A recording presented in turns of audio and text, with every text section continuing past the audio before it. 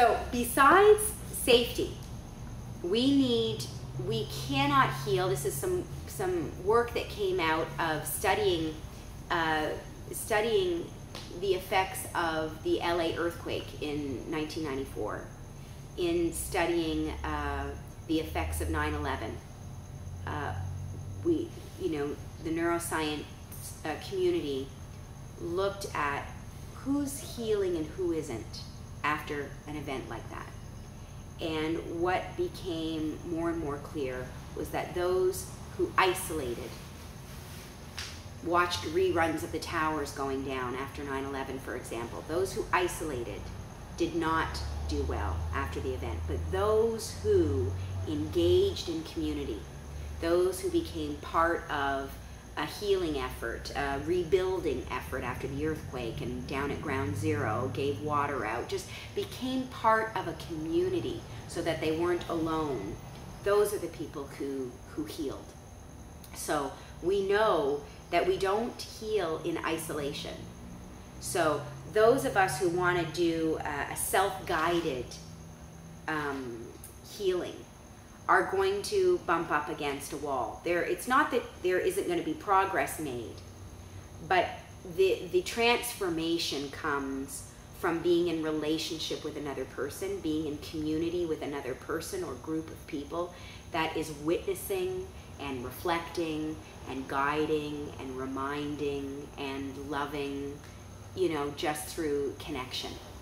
So it's really important that we understand that healing happens in community. So we want to be in community with our children, with our students, and we want to know if we're individual seeking our own healing, that we really do need to go outside of ourselves and have someone help guide us through that process. And it can be a friend in some cases, right? It can be a community of people, and in many cases it can be a practitioner, a therapist that really knows what they're doing in terms of focusing on sensations, right? Speaking the language of the animal brain. So we're finding that traditional talk therapy really has its limitations with the healing of trauma and chronic stress. Not that it isn't useful for other problems, and that it's not that it isn't somewhat useful towards the healing of trauma and chronic stress, but as far as full transformation and fully healing, it has to come through a somatic modality that is speaking the language of the animal brain. So there really has to be a focus on sensations in the healing process. So other really important resources besides safety and community. I should say, I do just want to give a special call out to educators that we really do have a very special opportunity as educators to create community in our classrooms and on our school campuses for children, for so many, and it's a growing number of children who do not feel like they're in relationship or connected or in community at home, on the street, or anywhere else. They feel very disconnected and very scared, and we need to show them that they belong to us,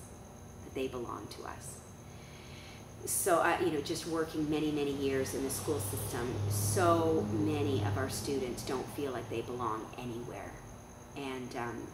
And when that happens, of course, they gravitate towards things like gangs, where their animal brain is going to be normalized, right? Because everybody's in their animal brain, and they're going to say, yeah, man, I get it, right? Because if we're coming at them from a place of, shaming them and making their animal tendencies abnormal to them, then we're not getting them. They're feeling more alienated from us and more driven to find community somewhere else. So we really, as educators, have to, as teachers especially, I think, and administrators really have an opportunity to create community in the school, but teachers can't wait for that to happen. Each teacher can make a community in their classroom where you belong to each other, and we're gonna figure this out, and you get chances to repair. Because you know what? At home, in my life, with my loved ones, there shouldn't be a finite number of chances that I get to repair when I say and do things that I regret. So in here, in this classroom, in our community, there isn't a finite number of chances. You just get to keep repairing because you belong to me and I belong to you, and we're going to figure this out. That is a whole other way of being on the planet that's really missing. And it's really the part that's missing in education, to the point where, you know, I said earlier, you know, if you're not creating that sense of community and relationship and safety in your classroom, then hang up your teaching and join up with how we're going to create more prisons, because it's exactly, we've got to start connecting the dots between what our children aren't getting from a very early age at home, and then what they're not getting in the school system, and how that relates to dropout, and certainly then street violence, and then of course, you know, it's a trajectory. We can't ignore the trajectory that exists. So, safety, relationship, community, and this thing that we keep coming back to, sensory awareness, speaking the language of sensations. That is very powerful. And as parents, we can teach it to our children. As educators, we can teach it to our students. You know, as healers, we need to be, you know, really teaching sensory awareness, modeling it and teaching it to our clients. And certainly for our own individual well-being, we've got to know and feel and pay attention to and honor what goes on from the neck down. So, you know, this goes back to Eugene Gendlin's work that, you know, I'm sure many of you know about Eugene Gendlin, who created focusing, right? Wrote the book Focusing. So in the late 70s and early 80s, he wanted to understand, why is it that some people, you know, some of the people who go to therapy or counseling get better, and some of the people who go to therapy or counseling just never get better, right? And he controlled for all the variables.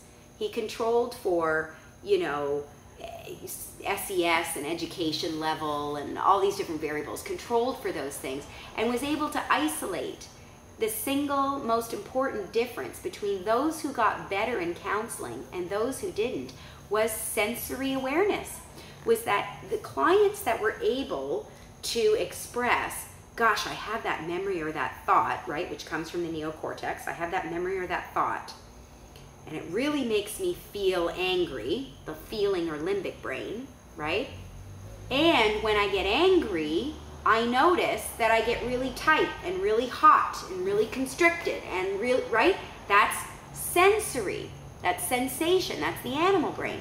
When all three parts of the brain are engaged and part of the therapeutic process, then we have a whole brain that's integrating and moving from A to B, getting well. So we've got to have this sensory awareness. So we have to have it for ourselves, because we can't give away anything. You know, we can't give away something we don't possess.